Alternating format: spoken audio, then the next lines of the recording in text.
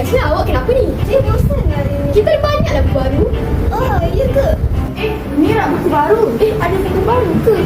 Alita pun ni ada. Wah, bukan apa ada?